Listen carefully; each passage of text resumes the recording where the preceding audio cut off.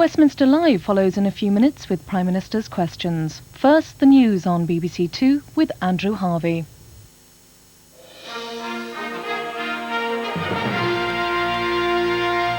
Good afternoon. Within the last few minutes, a nurse has been found guilty of murdering 2 children in her care and of inflicting grievous bodily harm on 3 other people. Nurse Beverly Allett was also found guilty at Nottingham Crown Court on 2 charges of attempted murder. The charges relate to children in her care at Grantham and Kesteven Hospital in 1991. The Swan Hunter shipyard on Tyneside is going into receivership. The decision comes 2 days after it failed to win a vital Ministry of Defence contract. Up to 2,000 jobs are now under threat. Even before Swan Hunter's management handed their business over to the receivers, the impact of the company's collapse was being felt. Contract staff were turned back from the gates, bewildered about what's happened already, fearful of what's still to come. The last 3 frigates built at Swan Hunter have still to be fitted out. That work could last for 18 months, holding out the only hope for employment while a new buyer for the yard is sought. Once 40% of the entire world's shipping fleet was built on Tyneside, but foreign competition and a declining naval fleet have destroyed almost everything. Now, unless the receivers can drum up business that Swan Hunter management have failed to find, the last shipbuilder in the region will close. Firemen have voted unanimously to hold a strike ballot over pay. They're concerned they'll be held to the government's 1.5% pay limit, although they have already agreed a pay formula.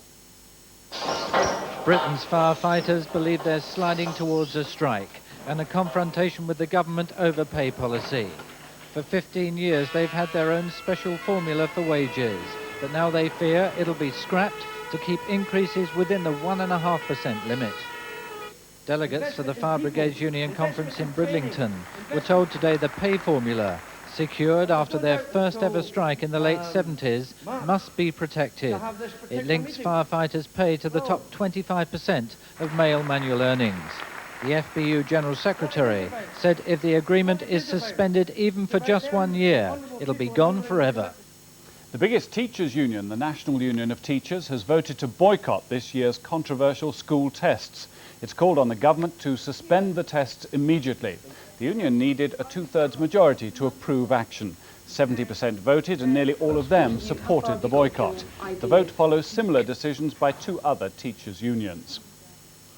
A gunman is still holding around a dozen young children hostage at a nursery school in Paris. They're being held in the suburb of Neuilly-sur-Seine.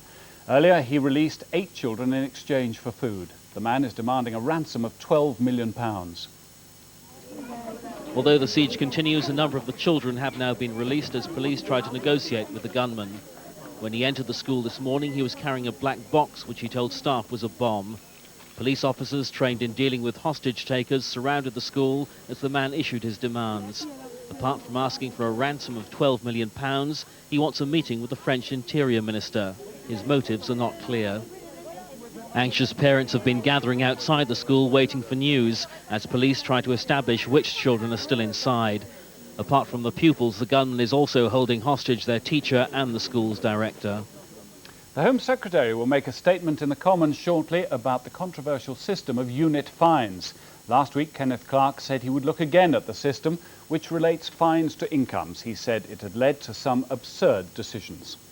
And that's all for now. More news at 10 to 4.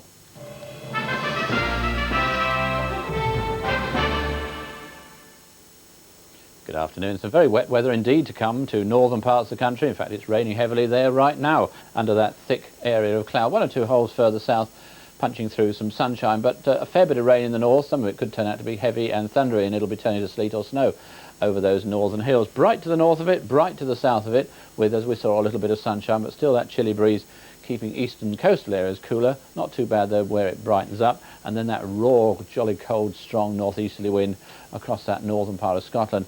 Little will change this evening, except that rain will edge a little bit further southwards, and it'll continue to edge just a little further southwards during the course of the night. And as skies clear over Scotland, just here and there could be a touch of frost.